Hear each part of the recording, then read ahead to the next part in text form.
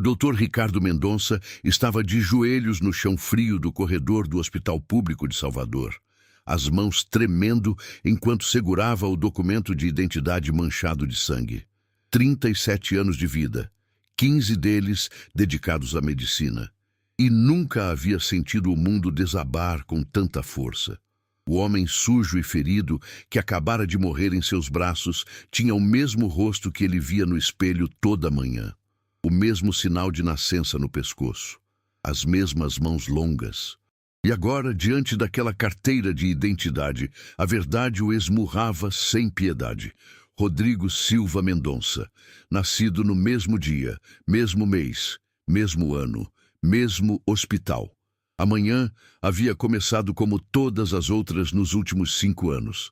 Ricardo chegara ao hospital antes das 6, ainda escuro, carregando o peso de ser o único cirurgião competente em um pronto-socorro que atendia quase 200 pacientes por dia. Seus colegas diziam que ele era obsessivo, que trabalhava demais, que precisava de férias. Não sabiam que trabalhar era a única forma que ele conhecia de não pensar, de não lembrar, de não sentir aquele vazio que crescia dentro dele desde criança, como se uma parte essencial de sua alma tivesse sido arrancada e ele nunca soubesse exatamente o que. A primeira cirurgia do dia foi um sucesso. Apendicite perfurada em um garoto de 12 anos. Ricardo sentiu a satisfação familiar de ver o menino acordar na recuperação. Os pais chorando de alívio. Era por momentos assim que ele havia escolhido a medicina. Para salvar vidas, para fazer diferença, para tentar preencher aquele buraco que carregava no peito e que nenhuma conquista profissional conseguia fechar completamente. Mas às 9 da manhã, quando estava terminando de se trocar, ouviu a confusão no corredor. Gritos de enfermeiras, passos apressados, alguém gritando para chamarem o Dr. Ricardo urgente. Ele correu para a emergência e viu o homem sendo trazido em uma maca improvisada. Morador de rua, disseram. Espancado por um grupo de jovens na madrugada. Ferimentos graves na cabeça, sangramento interno, estado crítico. Ricardo olhou para o homem inconsciente e sentiu algo estranho no estômago. Uma inquietação que não conseguia explicar. O rosto magro e sujo, a barba por fazer, as roupas rasgadas, não conseguiam esconder algo familiar naqueles traços. Algo que o incomodava profundamente, como uma melodia que você conhece, mas não consegue lembrar de onde. Durante a cirurgia, Ricardo trabalhou com a precisão que o tornara respeitado entre seus colegas. Controlou o sangramento, suturou as feridas internas, fez tudo o que estava ao seu alcance. Mas havia algo diferente naquela operação. Suas mãos, normalmente firmes, tremiam levemente. Seu coração batia mais rápido que o normal. Era como se estivesse operando a si mesmo. O homem não resistiu. Morreu na mesa de cirurgia às 2 da tarde, depois de 4 horas de luta. Ricardo sentiu o fracasso como um murro no estômago. Em 15 anos de medicina, havia perdido pacientes, claro. Fazia parte da profissão. Mas nunca se sentira pessoalmente responsável daquela forma. Nunca sentira que estava perdendo uma parte de si mesmo. Foi quando os enfermeiros trouxeram os pertences do falecido que a vida de Ricardo desmoronou por completo. Uma carteira de couro gasto, alguns trocados, um pedaço de papel com um endereço antigo. E a carteira de identidade que agora estava em suas mãos trêmulas. Rodrigo Silva Mendonça. Ricardo lembrou-se da conversa que tivera com seus pais adotivos há 10 anos, quando decidiu procurar suas origens biológicas. Eles haviam lhe contado a verdade que esconderam durante toda a sua infância. Ele não era filho único. Havia nascido junto com um irmão gêmeo em Salvador, em 1987. A mãe biológica, uma jovem de apenas 17 anos, não tinha condições de criar os 2 bebês. Havia escolhido doar um e ficado com o outro. Ricardo era o escolhido. Rodrigo era o que ficou. Os pais adotivos de Ricardo, um casal de médicos de classe média alta, nunca quiseram dar detalhes sobre o irmão que ficou para trás. Disseram apenas que a família biológica morava em um bairro pobre de Salvador e que seria melhor para todos se Ricardo não fizesse contato, que construísse sua própria vida, aproveitasse as oportunidades que estava recebendo. Durante anos, Ricardo tentou não pensar no irmão que nunca conheceu. Focou nos estudos, passou em medicina na melhor universidade da Bahia, especializou-se em cirurgia, construiu uma carreira respeitável. Mas sempre havia aquela sensação de incompletude, aquele buraco no peito que nenhuma conquista conseguia preencher. Agora, sentado no corredor do hospital com a carteira de identidade nas mãos, Ricardo entendia tudo. O vazio que sentia não era por causa de traumas de infância ou problemas psicológicos. Era a ausência física de seu irmão gêmeo. Era Rodrigo, que havia crescido nas ruas enquanto ele crescia em uma casa confortável. Rodrigo, que se tornara mendigo enquanto ele se tornava doutor. Rodrigo, que acabara de morrer em suas mãos sem que nenhum dos dois soubesse da verdade. As horas seguintes passaram como um borrão. Ricardo precisou terminar seu plantão, atender outros pacientes, fazer outras cirurgias, mas estava funcionando no automático, como um robô programado para executar tarefas médicas. Por dentro, era puro caos, culpa, raiva, dor, arrependimento. 20 anos perguntando-se sobre o irmão que nunca procurou. 20 anos em que poderiam ter se conhecido, se ajudado, construído algum tipo de relacionamento. Quando finalmente saiu do hospital, às 10 da noite, Ricardo foi direto para o endereço que estava no papel encontrado com Rodrigo. Uma favela na periferia de Salvador, onde as ruas eram estreitas demais para carros e a iluminação pública quase inexistente.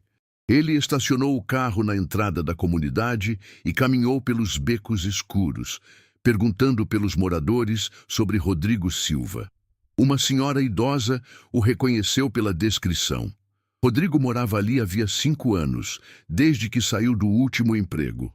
Era quieto, não incomodava ninguém. Às vezes, ajudava as crianças com as tarefas da escola. Sabia ler e escrever bem, coisa rara por ali. Tinha jeito com números também, mas bebia demais, especialmente nos últimos meses. Dormia na rua desde que foi despejado de um barraco 2 meses atrás. A mulher levou Ricardo até uma construção inacabada, onde Rodrigo costumava passar as noites.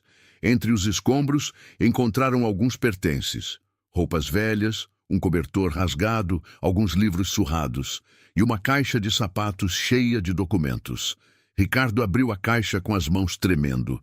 Certificados de conclusão do ensino médio, comprovantes de cursos profissionalizantes.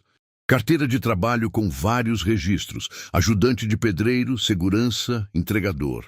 E no fundo da caixa, uma foto desbotada de uma mulher jovem segurando 2 bebês recém-nascidos. Sua mãe biológica. E eles 2. Rodrigo havia guardado aquela foto durante toda a vida. Era a única lembrança que tinha do irmão que foi dado para a adoção. Ricardo pegou a fotografia e a estudou por longos minutos à luz do celular. 2 bebês idênticos, impossíveis de distinguir. Um destinado ao conforto, outro à luta pela sobrevivência. O acaso cruel que determina o destino de 2 vidas antes mesmo que tenham consciência de existir. A senhora idosa contou que Rodrigo falava pouco sobre o passado, mas de vez em quando, especialmente quando bebia, mencionava um irmão gêmeo que havia sido criado por uma família rica. Dizia que um dia ia procurá-lo, que queria conhecê-lo, saber como era a vida do outro lado, mas nunca tivera coragem de tentar. Sentia-se envergonhado da própria condição, com medo de ser rejeitado ou visto como um aproveitador. Ricardo deixou a favela às 2 da manhã, levando consigo a caixa de pertences de Rodrigo e uma dor no peito que parecia crescer a cada respiração. No carro, sozinho, finalmente permitiu-se chorar. Chorou pela infância que poderiam ter dividido, pelos momentos que nunca aconteceram, pelas conversas que nunca tiveram. pela injustiça absurda que fez com que dois seres idênticos tivessem destinos tão opostos, mas principalmente chorou porque sabia que a culpa era dele também. Não apenas dos pais adotivos que desencorajaram a busca, ou da sociedade que permite que pessoas vivam nas ruas enquanto outras têm tudo. A culpa era dele, Ricardo, que escolheu o conforto de não procurar, que preferiu focar na própria carreira a enfrentar a desconfortável realidade de ter um irmão pobre em algum lugar de Salvador. Nos dias seguintes, Ricardo tentou continuar a rotina normal. Levantava cedo, ia para o hospital, atendia pacientes, fazia cirurgias. Mas não conseguia se concentrar. Durante as operações, via o rosto de Rodrigo no lugar dos pacientes. Nos corredores do hospital, ouvia ecos da voz que nunca conheceu. À noite, em casa, folheava obsessivamente os documentos encontrados na caixa, tentando reconstruir a vida do irmão através de fragmentos de papel. Foi quando encontrou uma carta nunca enviada, escrita em letra caprichada no verso de uma conta de luz vencida. Era endereçada a ele. Ricardo, meu irmão gêmeo, sei que você existe em algum lugar desta cidade. Às vezes ando pelas ruas dos bairros nobres esperando te reconhecer no rosto de algum homem da minha idade. Imagino como você é, se tem a mesma testa alta que eu herdei de nossa mãe, se sorri do mesmo jeito torto. Nossa mãe morreu 3 anos atrás, sem nunca me contar seu nome verdadeiro ou onde você foi parar. Disse apenas que você teve sorte, que conseguiu uma família boa. Espero que seja verdade. Espero que você tenha conseguido estudar, ter uma profissão, construir a vida que eu nunca consegui. Não escrevo esta carta para te culpar ou para pedir ajuda. Escrevo porque às vezes sinto um vazio tão grande no peito que parece que me falta uma costela, como se eu fosse metade de uma pessoa. Talvez você sinta a mesma coisa. Se um dia você quiser me conhecer, não se preocupe com a diferença de classe entre nós. Somos irmãos, isso é maior que qualquer outra coisa. A carta não era datada, mas pelo estado do papel parecia ter sido escrita há alguns anos. Ricardo a leu dezenas de vezes, memorizando cada palavra, cada vírgula. Rodrigo havia sentido a mesma sensação de incompletude que ele. Rodrigo também sonhara com o encontro que nunca aconteceu. Rodrigo também carregara aquele buraco no peito durante toda a vida. A diferença é que Rodrigo tivera coragem de admitir. Tivera coragem de escrever sobre seus sentimentos, mesmo que nunca enviasse a carta. Ricardo, por outro lado, havia enterrado aquela necessidade sob camadas de sucesso profissional e negação psicológica. 2 semanas após a morte de Rodrigo, Ricardo tomou uma decisão que seus colegas consideraram insana. Pediu demissão do hospital particular, onde também trabalhava meio período, cancelou seus planos de abrir uma clínica própria e decidiu dedicar-se integralmente ao pronto-socorro público. Não apenas isso, começou a trabalhar também como voluntário em um projeto de assistência médica para moradores de rua. A decisão não foi bem recebida pela família adotiva. Os pais, já idosos, não entendiam por que o filho estava jogando fora uma carreira promissora para se dedicar a pobres e indigentes. A namorada, uma dentista de família tradicional com quem namorava há 3 anos, terminou o relacionamento quando percebeu que Ricardo estava falando sério sobre mudanças na vida. Os amigos mais próximos tentaram convencê-lo de que estava passando por uma crise de meia-idade temporária, que deveria fazer terapia, tirar umas férias, talvez viajar para o exterior. Não conseguiam compreender que a mudança não era por impulso ou instabilidade emocional. Era por necessidade. Era a única forma que Ricardo encontrou de honrar a memória do irmão que nunca conheceu. Durante os primeiros meses, trabalhando com moradores de rua, Ricardo enfrentou dificuldades que nunca havia imaginado.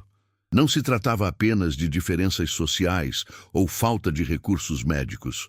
Era um mundo completamente diferente, com códigos próprios, hierarquias invisíveis e uma desconfiança natural em relação a pessoas de classe média que apareciam oferecendo ajuda.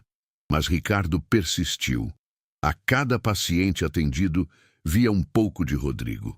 A cada história de vida perdida nas ruas, entendia melhor o caminho que seu irmão havia percorrido. Aos poucos, foi sendo aceito pela comunidade. Os próprios moradores de rua começaram a indicar seu trabalho para outros que precisavam de atendimento médico. Foi através desse trabalho que Ricardo conheceu Márcia, uma assistente social que coordenava um dos projetos na região. Ela havia sido criada na mesma favela onde Rodrigo morou seus últimos anos. Conhecia-o pessoalmente. Contou detalhes sobre sua personalidade que os documentos não revelavam. Rodrigo era inteligente, mas envergonhado de sua condição. Ajudava outras pessoas sempre que possível, mesmo não tendo quase nada para si. Gostava de ler jornais velhos que encontrava no lixo, especialmente a seção de empregos, mesmo sabendo que sua aparência tornava quase impossível conseguir trabalho. Sonhava em ter uma casa própria, pequena, mas própria, e falava constantemente sobre o irmão gêmeo que havia sido criado em uma família rica. Márcia foi a primeira pessoa para quem Ricardo contou toda a verdade. Como descobriu sobre Rodrigo, como se sentia culpado pela diferença de destinos, como a morte do irmão havia mudado completamente sua perspectiva de vida. Ela ouviu sem julgar, ofereceu apoio sem tentar dar soluções simples. Foi Márcia quem sugeriu que Ricardo procurasse outros moradores de rua que haviam sido próximos de Rodrigo. Talvez houvesse mais histórias, mais detalhes que pudessem ajudar a completar o quebra-cabeças da vida que ele nunca conheceu. A busca levou Ricardo a cantos de Salvador que jamais havia visitado. Pontes onde pessoas dormiam sobre papelão. Praças que se transformavam em dormitórios coletivos depois da meia-noite. Esquinas onde se reuniam grupos de indigentes para dividir comida ou bebida. Em cada lugar encontrava alguém que se lembrava de Rodrigo. Um homem idoso contou que Rodrigo sabia tocar violão e, às vezes, fazia pequenos shows improvisados para alegrar o grupo nos dias mais difíceis. Uma mulher de meia-idade disse que ele sempre dividia a comida quando conseguia algo, mesmo estando com fome. Um jovem viciado em drogas lembrava de Rodrigo tentando convencê-lo a procurar tratamento, oferecendo-se para acompanhá-lo até os centros de recuperação. Cada história revelava aspectos da personalidade do irmão que Ricardo nunca conheceu, mas que de alguma forma reconhecia em si mesmo. A mesma teimosia, a mesma necessidade de ajudar os outros. O mesmo jeito de sorrir meio torto quando estava constrangido. 6 meses após a morte de Rodrigo, Ricardo fez uma